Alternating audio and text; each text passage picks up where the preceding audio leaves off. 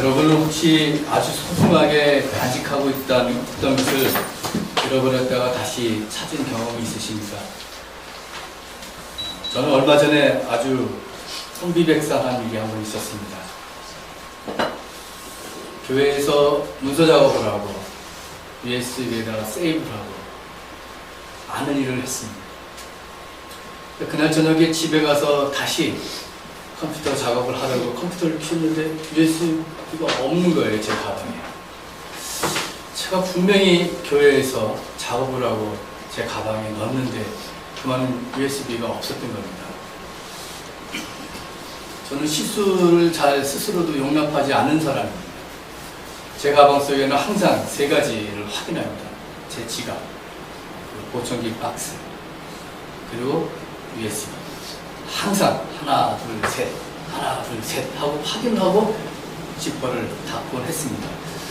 근데 그날따라 이게 지금 USB가 없어서 제가 이 곰곰이 생각해봅니다. 어디서 빠졌지?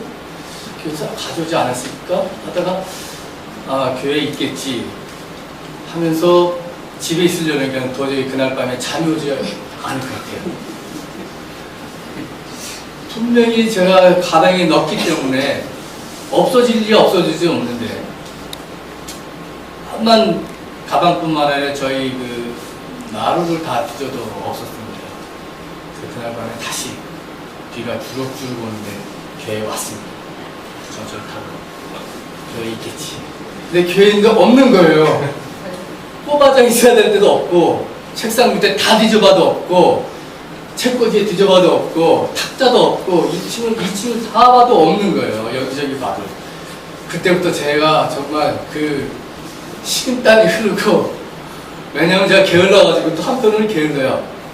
이거를 중간중간 세이브를 해둬야 되는데 한 번은 저희 아들이 세이브를 해주고 했는데 그 뒤로 많은 것을 입력을 저장하라고 세이브를 하지 않았던 거예요.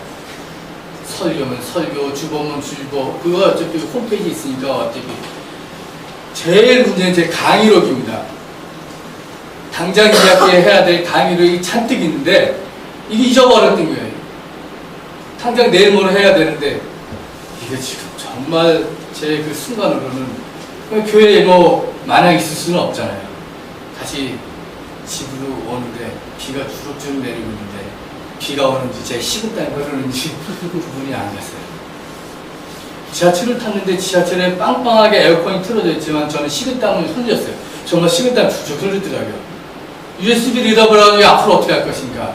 거기에 뭐가 세이브되는데 쭉 따져도 뭐는 포기하고 뭐 해도 아무래도 이 설교와 강의록이 정말 감당이 되지 않은 순간이 왔습니다. 집에 들어오자마자 다시 찾았는데 없는 거예요. 야, 이걸 어떻게 하나. 이걸 어떻게 하나 하다가 정말 우연히 지금도 미스터리입니다. 제 USB가 그 자리에 있는 거지. 나루에 가방을 열면 쓰레기통 옆에 이렇게 있더라고요. 아니 이 자리에 이게 왜 있지? 전 지금도 내 USB가 그 자리에 있는 걸 왜 있는지 기억이 안 납니다. 다행이다 싶어서 그때 마침 저희 아들이 밤늦게 와서 이거를 그 얘기를 했더니 아빠 잃어버릴 걸 생각해서 뭐 드라이브, 구글 드라이브라는 게 있어가지고 거기 세이브 하세요. 다 해줬어요. 그래서 이제 그 안심하고 다니는데 지금도 그래도 저는 USB를 어제도 썼고 오늘도 썼는데 항상 가방에 하나, 둘, 셋 확인을 합니다. 그 USB를 찾았을 때 그 마음은 정말 저희한테는 제 마음속에는 기쁨 이전에 천만 다행이다 이런 생각이 들었습니다. 그 얼마 전에 일이었거든요. 또 한편은 길을 지나다가 건널목에 지하도를 지나다 보면 가끔 이런 걸 봅니다. 잃어버린 아이를 찾습니다. 내 아이를 찾습니다. 어린아이의 그 사진이 있는데 그때마다 가슴이 아픕니다. 저 아이가 내 아이라면 하는 생각에 가슴이 맺입니다. 정말 내가 저 부모라면. 오늘 봉독한 누가복음 15장 1절에서 10절의 말씀은 잃어버린 양과 잃어버린 동전의 비유를 통해 그것을 찾았을 때의 소유자의 기쁨에 대해서 말하고 있습니다. 본문을 구체적으로 보면 1절에서 2절은 비유의 배경이고 3절에서 7절은 잃어버린 양의 비유고 8절에서 10절은 잃어버린 동전의 비유로 구성되어 있습니다. 비유의 배경은 이렇습니다. 예수께서 세리들과 죄인들과 먹고 마시고 있었을 때 이 장면을 본 바리새파 사람들과 율법학자들이 투덜거리기 시작했습니다. 아니, 이 사람이 죄인을 받아들이고 그들과 함께 음식을 먹는구나. 당시 율법으로 죄인이라고 취급받았던 유대교 밖의 외인들과 함께하는 것을 본 것에 화가 났던 것입니다. 어떻게 보면 유대교 안에 있었던 종교적 내부자라고 할 수 있는 바리새파 사람들과 율법학자들이 종교적 외부자라 할 수 있는 세리들과 죄인들에게 환대를 베풀고 있는, 환대도 급진적인 환대를 베풀고 있는 예수에 대한 불만이었습니다. 율법적으로 죄인들과 함께 할 수 없는 식사의 규례를 어긴 것을 보고 그들은 심기가 매우 불편해졌던 것입니다. 그리고 마침내 그들은 정결과 부정이라고 하는 경계선의 코드를 가지고 예수와 그와 함께 있었던 사람들을 모두 한 통 속으로 엮어 비난하고 있습니다. 이러한 상황을 눈치채신 예수님께서는 잃어버린 양과 잃어버린 동전의 비유를 들어 그들의 불편하신 귀에 도전하고 계십니다. 그 내용은 잃어버린 양과 동전을 찾는 분은 하나님이시고 한 사람의 죄인이라도 구원하시는 하나님의 구원의 기쁨에 대해 하시는 말씀입니다. 물론 우리는 이 비유에 대해서 오래전부터 익숙하게 잘 알고 있습니다. 그러나 우리가 이미 다 알고 있는 비유지만 먼저 잃어버린 양과 잃어버린 동전을 찾는 사람이 누구인가를 물으면서 구원론에 관해 다시 한번 질문을 하게 됩니다. 여기에는 어떻게 보면 답이 뻔한 단순한 질문 같지만 우리가 쉽게 빠지는 유혹이 담겨져 있기 때문입니다. 잃어버린 양과 잃어버린 동전을 찾는 사람이 하나님을 알고 있으면서도, 우리가 그분이 하나님임을 알고 있으면서도 우리는 우리 스스로가 동전과 양을 찾는, 그것을 찾아 나서는 사람으로 알고 있습니다. 말로는 하나님 도와주십시오. 주여 나를 도와주소서. 당신의 힘이 필요합니다. 그리고 또 기도할 때마다 하나님의 뜻대로 하옵소서 하면서도 실은 다 내 계획대로, 내 생각대로, 내 계산대로 한 것이 아니겠습니까? 정말로 자기를 비워 내 뜻이 아닌 하나님의 뜻대로 여러분은 할 수 있겠습니까? 어쩌면 내 뜻을 끝까지 고집하며 겉으로만 하나님의 뜻대로 하옵소서 하는 것이 아니겠습니까? 구원의 문제도 마찬가지입니다. 구원을 간절히 원한다고 하지만 그 구원도 내가 이룰 수 있다는 교만이 우리 속에는 있습니다. 잃어버린 양과 잃어버린 동전의 비유는 바로 구원의 주체가 하나님이심을 분명히 우리에게 다시 보여주고 있습니다. 우리는 양이나 동전과 같이 찾아지는 존재입니다. 찾아지는 것이지 우리가 스스로 발견되려는 노력으로 되는 것이 아니라는 것입니다. 우리는 다만 찾아지는 존재일 뿐입니다. 이것이 복음의 핵심입니다. 우리는 다만 찾아지고 있다는 것입니다. 이것을 수동적인 상태라고 해석하기 쉬운데 사실은 이것은 수동적인 것도 능동적인 것도 아닙니다. 다만 찾아지는 존재의 수용성입니다. 수용성이 가장 적극적인 행동입니다. 이것은 내가 스스로 구원을 이루겠다는 생각을 포기하고 나를 찾는 목소리에 귀를 기울이는 것입니다. 그러므로 우리가 하나님을 찾기 위해서 취할 수 있는 가장 적극적인 행동은 우리가 그분으로부터 찾아지기를 기꺼이 바라는 것입니다. 구원은 찾아짐입니다. 불교에는 여러 가지 종류가 있지만 그래도 불교는 자력적인 구원을 주장하고 있는 종교입니다. 그에 비해 기독교는 탈업적인 구원을 말하고 있습니다. 우리가 어찌할 수 없는 그 구원을 신에게 요구한 것입니다. 그럼 본문의 비유를 구체적으로 보겠습니다. 3절의 잃은 양의 비유에 대한 청중은 다름 아닌 바리새파 사람들과 율법학자들입니다. 이는 같은 병행 구절인 마태복음 18장 12절에 나오는 똑같이 나오는데 거기서 듣는 사람이 제자들로 나옵니다. 마태복음에서는 제자들에게 잃은 양을 찾으라고 하는, 잃은 양 한 마리를 찾으라고 하는 주님의 말씀이 나옵니다. 그것은 목회적인 차원에서 실족한 한 사람을 잃어버리지 말고 찾아오라는 것입니다. 반면에 누가복음에서는 트집을 잡으려고 하는 적대자들을 향해서 예수의 사역을 설명한 것입니다. 즉 예수는 왜 세리와 죄인과 어울리는지를 바리새파 사람들과 율법학자들에게 설명한 것입니다. 그 설명은 이렇습니다. 누가복음 15장 4절 말씀이 그 해답입니다. 너희 가운데 어떤 사람이 양 100마리를 가지고 있는데 그 가운데서 한 마리를 잃으면 아홉 마리를 들에 두고 그 잃은 양을 찾을 때까지 찾아다니지 않겠느냐. 목자는 이렇게 99마리의 양을 돌보는 것에는 아무 관심이 없고 오직 잃어버린 양 한 마리를 찾아서 어깨에 메고 기뻐하며 집으로 돌아와 이웃과 기쁨을 나누는 것에만 초점을 맞추고 있습니다. 여기서 또 중요한 것은 목자를 통해서 하나님을 남성의 이미지로 보고 있습니다. 8절에서 10절에 잃어버린 동전의 비유도 마찬가지인데 잃어버린 양의 비유와 같은 구조와 메시지를 가지고 반복하고 있습니다. 여기서 나오는 동전 드라크마는 그리스의 화폐로 노동자 하루의 일당하고 똑같습니다. 데나리온하고 똑같습니다. 여인이 이 드라크마 한 입을 잃어버리고 등불이켜서 온 집안을 쓸며 찾을 때까지 샅샅이 뒤집니다. 그래서 마침내 찾아서 기뻐서 벗과 이웃 사람을 불러서 모으고 말합니다. 나와 함께 기뻐해 주십시오. 잃었던 드라크마를 찾았습니다. 하나님은 이렇게 잃은 양과 잃어버린 동전을 찾은 사람의 기쁨처럼 잃어버린 죄인을 다시 찾는 기쁨을 가지시는 하나님이라는 것을 이 두 비유는 공통적으로 말하고 있습니다. 더욱이 이 비유, 마지막 드라크마를 찾는 여인의 비유는 하나님을 여성의 이미지로 나타나고 있는 것입니다. 그리고 그 기쁨은 개인 혼자의 기쁨이 아니라 공동의 기쁨으로 이어집니다. 목자와 여인은 벗과 이웃사람을 부릅니다. 6절에서 그렇고 9절에서 똑같은 말이 나옵니다. 벗과 이웃을 부릅니다. 그리고 똑같이 나와 함께 기뻐해 주십시오 라고 말합니다. 6절에서 9절에서 똑같이 반복되어 있는 나와 함께 기뻐해 주십시오. 친구들과 벗을 불러서 이제 다 같이 기뻐하자, 다 같이 즐거워하자는 공동체의 기쁨으로 이어진 것입니다. 이렇게 기쁨은 공동체로 전이되는 것입니다. 지상의 기쁨이 하늘의 기쁨으로 이어지는 것입니다.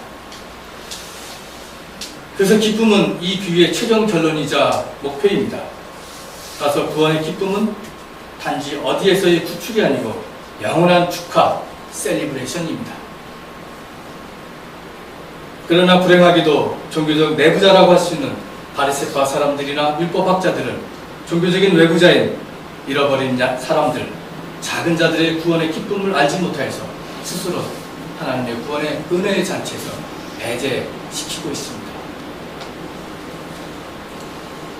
하나님의 사랑, 그것은 길 잃은 어린 양, 나무 사이에서 몸을 웅크리고 맹수에게 잡아먹힐까봐 두려워 떨고 있는 그 어린 양을 찾으시는 사랑입니다.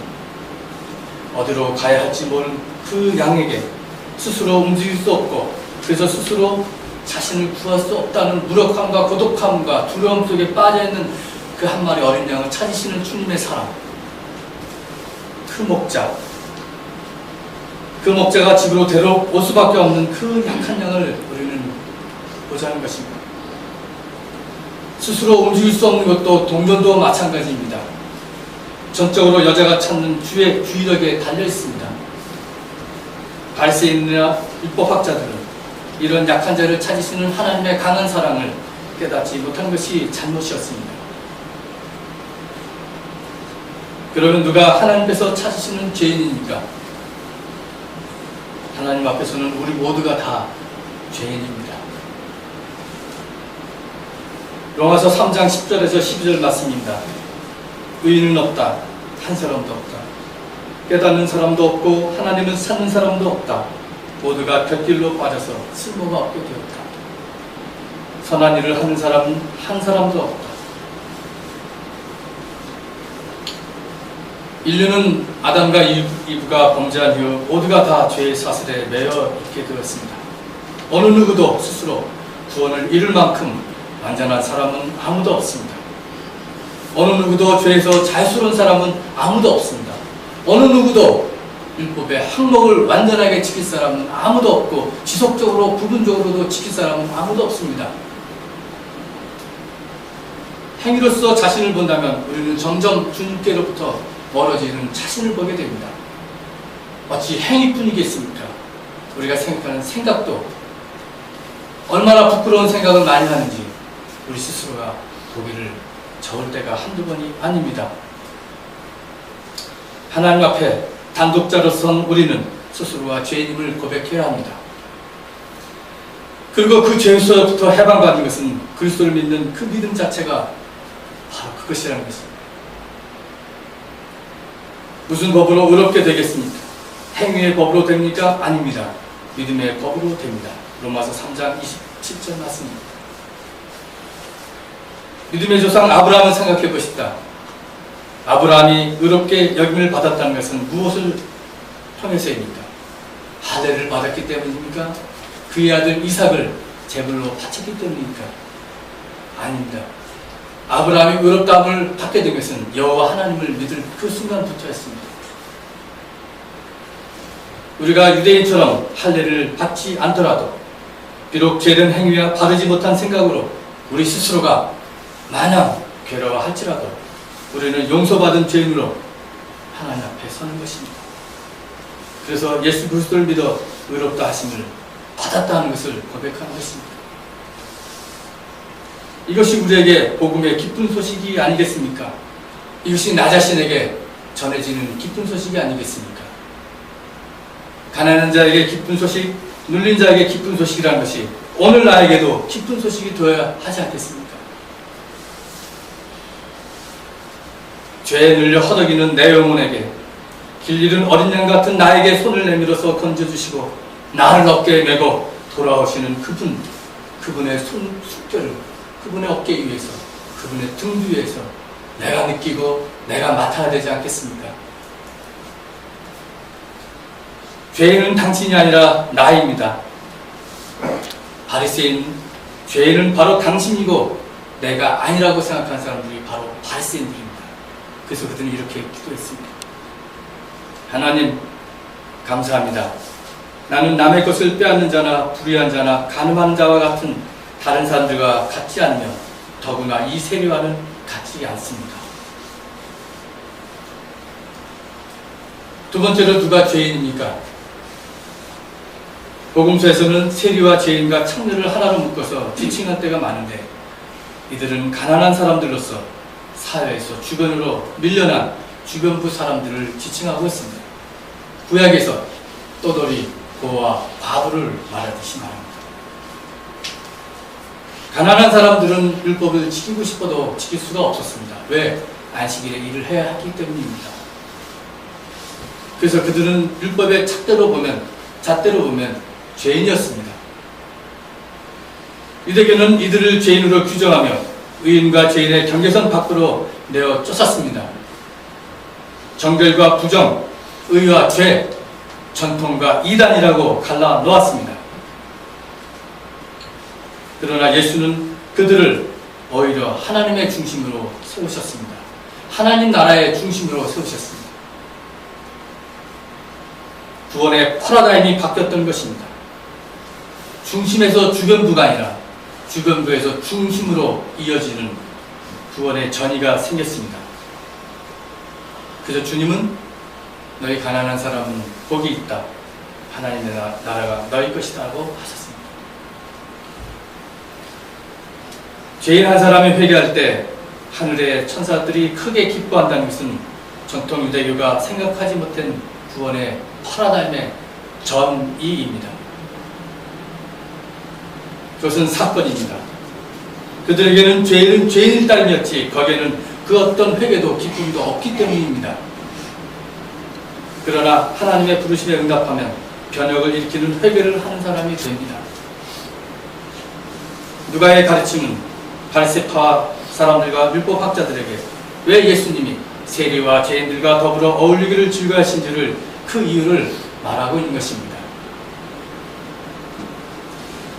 또 마지막으로 곰곰이 생각해보면 이 비유는 분명 가난한 자의 구원의 기쁨을 말하고 있으면서 동시에 정작 회개할 사람은 예수가 그 식탁 공동체에 같이 했던 세리와 죄인이 아니라 그들을 보고 불만을 가지고 투덜거렸던 바리새파 사람들과 율법학자들이었습니다. 자기들은 완벽하다고 자기의 의를 나타냈던 사람들이고 죄인은 내가 아니라 너라고 했던 사람들입니다. 그들도 궁극적으로 회개해야 할 사람들이었습니다. 그러므로 우리는 용서받은 죄인으로 믿음으로 구원받은 사람이라는 확신이 있으면 있을수록 우리의 신앙과 삶이 바리새파 사람이나 율법학자의 잣대와 유선을 가지고 있는지 돌아보아야 합니다. 그 잣대를 가지고 자기를 정당화시키고 남을 정죄하는 자리에 있지는 않은지 말입니다. 나하고 다른 믿음의 체계를 가지고 있다고 해서, 나하고 다른 신앙의 관점에 있다고 해서, 가난하다고 해서, 성별이 다르다고 해서, 정치적인 견해가 다르다고 해서, 내 의견과 생각이 다르다고 해서 주변으로 내몰았지 않은지 돌아보아야 합니다. 또 내가 율법주의자는 아닌지 보아야 합니다. 복음 안에서 자유함을 누리기보다는 이런저런 조문과 율법 조항에 갇혀서, 조건에 갇혀서, 스스로가 갇혀서 마냥 죄의식에 빠져 살고 있는 것은 아닌지, 또 그런 관점으로 남을 쉽게 판단하고 정죄하지는 않았는지, 우리가 세리와 죄인들을 향해서 투덜거리는 바리새인들과 율법학자에 서 있는지를 조심스럽게 우리도 스스로 돌아보자는 것입니다. 성속을 나누며 교회 안과 밖을 가르며 죄와 의를 구분하며 전통과 비전통의 경계를 구분하며 남을 정죄하지 않았는지 물어야 한다는 것입니다. 하나님은 이렇게 율법주의로부터 강제로 분리돼서 소외된 작은 자들을 길 잃은 양으로 잃어버린 동전으로 보면서 찾았던 분입니다. 비굴하게 짓눌려 살았던 세리와 죄인들이 주님께 돌아왔을 때, 아니 그들을 주님이 건져주셨을 때 그 기쁨은 말로 다 할 수 없는 천국의 기쁨이라고 하셨습니다. 하나님은 지금도 잃은 양을 찾고 계십니다. 잃어버린 동전을 밤낮을 안 가리고 계속해서 찾고 계십니다. 우리 자신이 먼저 길 잃은 죄인임을 고백하며 하나님의 구원하심을 기대하며 감사합시다.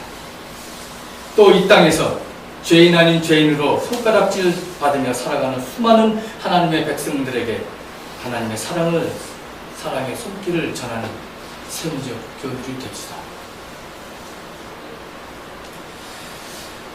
오늘은 잃어버린 양과 잃어버린 동전의 비유를 통해서 구원하시는 하나님의 기쁨에 대해서 누가복음 15장 말씀을 통해서 잠시 생각해 보았습니다. 이 말씀을 가지고 잠시 묵상하시겠습니다.